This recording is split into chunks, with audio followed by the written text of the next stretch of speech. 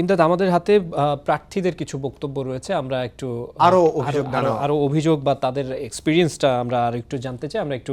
আমরা একটু দেখে নিতে চাই যে কে কে কথা বলেছেন এবং কি বিষয়ে এই মুহূর্তে সবশেষ কি কথা বলেছেন সেখানকার পরিস্থিতি সম্পর্কে বা তাদের যে এক্সপিরিয়েন্স, আগের অভিযোগও যদি থাকে তাহলে আমরা সেটা একটু দেখি। সেটা আমরা একটু কাল থেকে আমার নামে অনলাইনে নানা ধরনের প্রপাগান্ডা ছড়ানো হয়েছে যাতে আমাকে আমার ভোট কমানো যায়, আপনারা দেখবেন।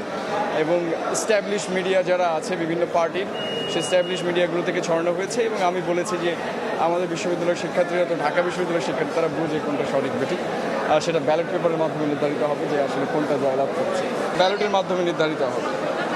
কারণ এই প্রপাগান্ডা তো তারা দীর্ঘদিন ধরে চালাচ্ছে এবং কালকে সংঘবদ্ধভাবে কেন চালিয়েছে, কারণ যখন দেখবেন যে আমার যে স্টুডেন্ট অটোনমি এই কনসেপ্টটা জনপ্রিয় হয়েছে তখন থেকে তারা আমার পেছনে লাগছে, কারণ আমি তো ঢাকা বিশ্ববিদ্যালয়ে এত বছর যাবত রয়েছে।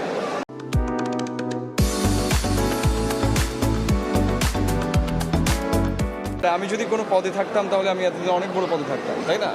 অন্তত কোনো পার্টির সেক্রেটারি লেভেলেও তো থাকতাম নাকি। তো